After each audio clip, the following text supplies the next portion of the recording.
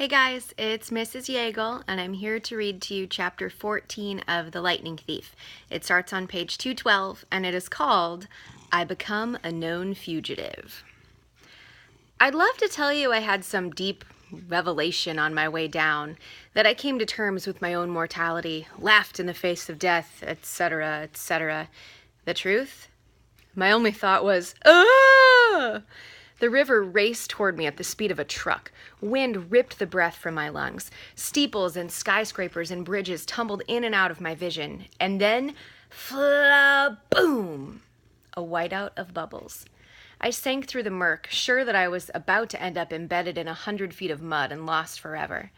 But my impact with the water hadn't hurt. I was falling slowly now, bubbles trickling up through my fingers. I settled on the river bottom soundlessly. A catfish the size of my stepfather lurched away into the gloom. Clouds of silt and disgusting garbage, beer bottles, old shoes, plastic bags, swirled up all around me. At that point, I realized a few things. First, I had not been flattened like a pancake. I had not been barbecued. I couldn't even feel the chimera poison boiling in my veins anymore. I was alive, which was good. Second realization, I wasn't wet. I mean, I could feel the coolness of the water. I could see where the fire on my clothes had been quenched, but when I touched my own shirt, it felt perfectly dry. I looked at the garbage floating by and snatched an old cigarette lighter.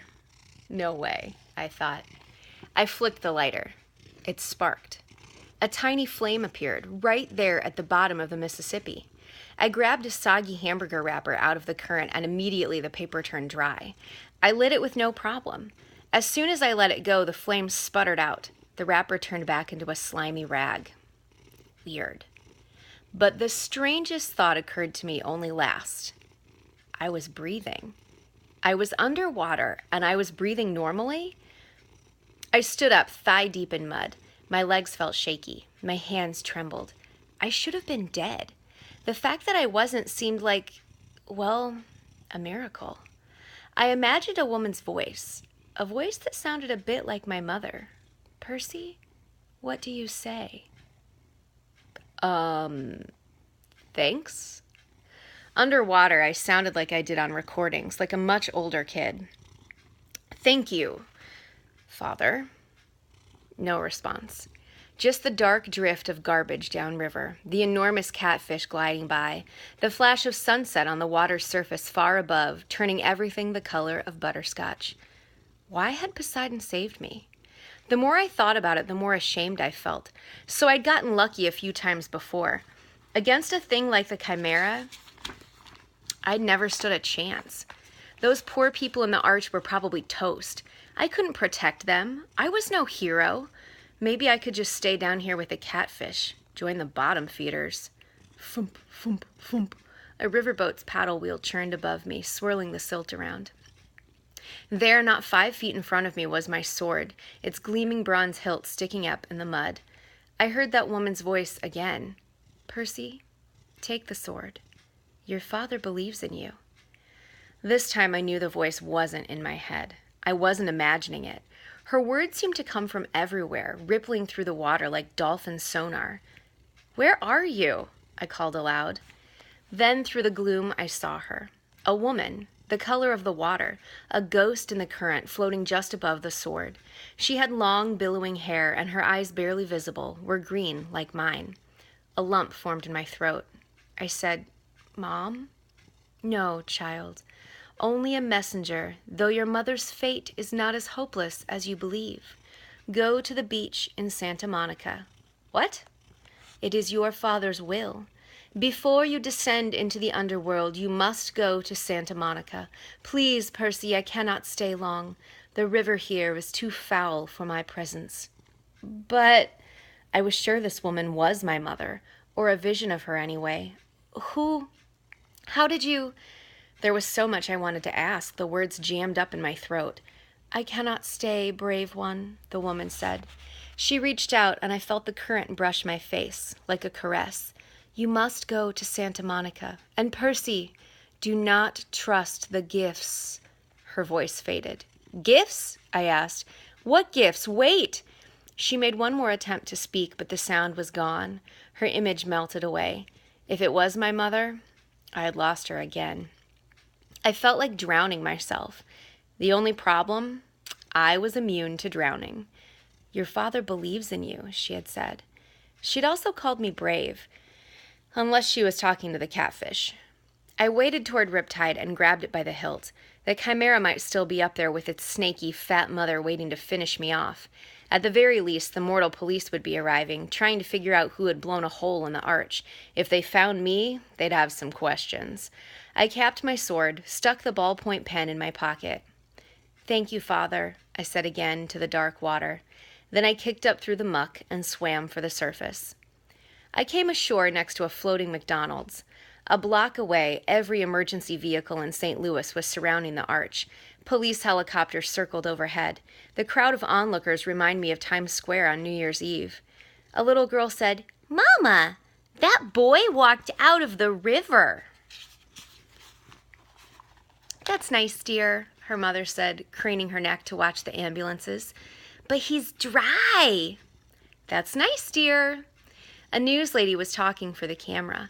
Probably not a terrorist attack, we are told, but it's still very early in the investigation. The damage, as you can see, is very serious. We are trying to get some of the survivors to question them about eyewitness reports of someone falling from the arch. Survivors. I felt a surge of relief. Maybe the park ranger and that family made it out safely. I hoped Annabeth and Grover were okay. I tried to push through the crowd to see what was going on inside the police line.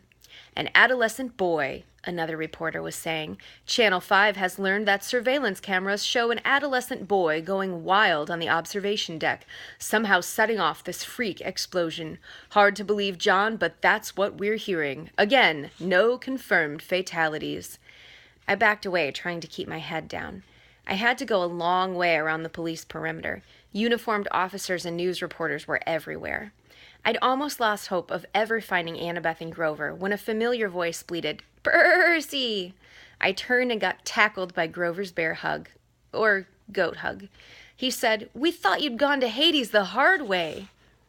Annabeth stood behind him, trying to look angry, but even she seemed relieved to see me. "We can't leave you alone for 5 minutes. What happened?" "I sort of fell." "Percy! 630 feet?" Behind us, a cop shouted, "Gangway!" The crowd parted and a couple of paramedics hustled out, rolling a woman on a stretcher. I recognized her immediately as the mother of the little boy who'd been on the observation deck. She was saying, "And then this huge dog, this huge fire-breathing chihuahua." "Okay, ma'am," the paramedic said. "Just calm down. Your family is fine. The medication is starting to kick in." "I'm not crazy. This boy jumped out of the hole and the monster disappeared." Then she saw me. "There he is! That's the boy!" I turned quickly and pulled Annabeth and Grover after me. We disappeared into the crowd. "What's going on?" Annabeth demanded. Was she talking about the chihuahua in the elevator? I told them the whole story of the chimera, Echidna, and my high dive act, and the underwater lady's message. "Whoa," said Grover. "We've got to get you to Santa Monica. You can't ignore a summons from your dad." Before Annabeth could respond, we passed another reporter doing a news break, and I almost froze in my tracks when he said, "Percy Jackson. That's right, Dan. Channel 12 has learned that the boy who may have caused this explosion fits the description of a young man wanted by authorities for a serious New Jersey bus accident 3 days ago. And the boy is believed to be traveling west. For our viewers at home, here is a photo of Percy Jackson." We ducked around the news van and slipped into an alley. "First things first," I told Grover. "We've got to get out of town." Somehow we made it back to the Amtrak station without getting spotted. We got on board the train just before it pulled out for Denver. The train trundled west as darkness fell, police lights still pulsing against the St. Louis skyline behind us.